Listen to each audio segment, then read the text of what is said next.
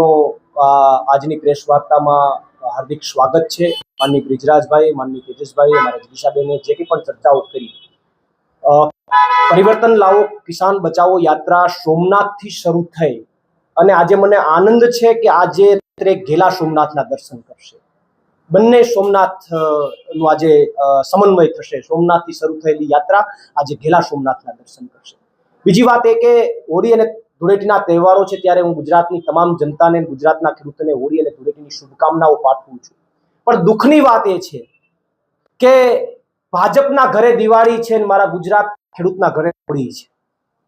ભાજપ દિવાળી ઉજવી રહી છે, એના ઘરે કરપ્શનના પૈસા છે, ખિસ્સા ભરી લીધા છે, મારા ખેડૂતના ઘરે કાંઈ નથી, એટલે હોળી સિવાય બીજું કાંઈ નથી।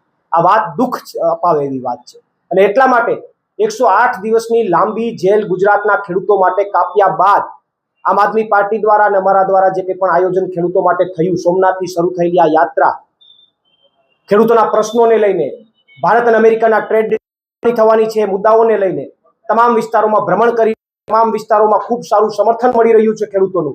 8મી તારીખે જેમ બ્રિજરાજભાઈએ કીધું એમ ગાંધીનગર મહાસભાનું આયોજન થશે। અત્યારે જસદણ મુકામે જ્યારે આવ્યા છે ત્યાં સ્થાનિક મુદ્દાઓની મારે ચર્ચા કરવી છે।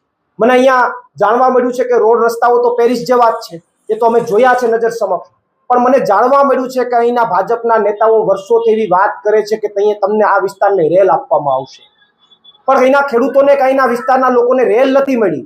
પણ ખેડૂત અવાજ ઉઠાવીએ તો અમારા જેવા લોકોને જેલ મળે છે, જસદણના લોકોને જેલ મળે છે, એ નજર સમક્ષ છે। વાત રહી બીજી કે મને એવી પણ વાત જાણવા મળી છે કે અહીંયા આમ આદમી પાર્ટીની મિટિંગ કોઈ પણ વિસ્તારમાં થાય અથવા કોઈ બીજેપીની વિરુદ્ધમાં કોઈ પોતાનો અવાજ ઉઠાવે તો એમના ઘરે જીબીના દરોડા પડે છે, એને દંડ ફટકારવામાં આવે છે। આવી વાતો પણ મને સાંભળવા મળી છે।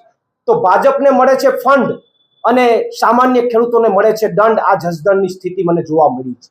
અનેક પ્રશ્નો અહીંના ખેડૂતોના છે, સિંચાઈના પાણીના પ્રશ્નો છે, હાઈ ટેન્શન લાઇનના પ્રશ્નો છે, અહીંયા વીજળીની વાત હોય કે બીજી અન્ય તમામ, બાકી તો જનરલ પ્રશ્નો, પાક વીમો નથી, પાકના ભાવ નથી, આ તમામ પ્રશ્નો છે।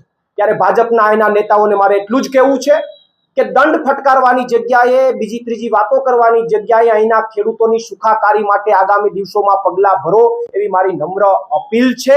કારણ કે ખાતમુહૂર્ત તો તમે જ્યારે ચૂંટણી આવે ત્યારે કરતા રહેશો, પરંતુ ભાજપનું ઉઠામણા મુહૂર્ત ન થઈ જાય એ ખાસ જોજો। કારણ કે ખાતમુહૂર્ત ચૂંટણી આવે, જ્યારે ચોમાસું આવે ત્યારે ખાતમુહૂર્ત કરવામાં